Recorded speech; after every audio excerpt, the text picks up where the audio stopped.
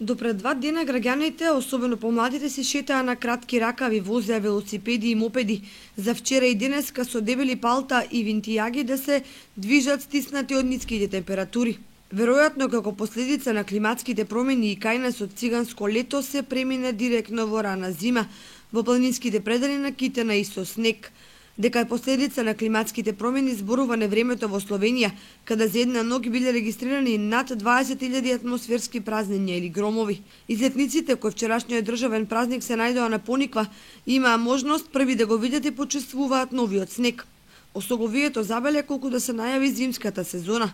Меѓутоа, пред само еден ден планината се капеше во есенското сонце, а посетителите шетаа во пријатен амбиент со температура од 20 степени Целзиусови.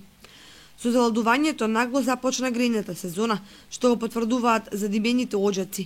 Мал број на граѓани кои останаа без огрев или се уште чекаат да им биде извршен дотур, ќе мора да се снаоѓаат доколку имаат лански залихи или со други грејни тела и енергенси.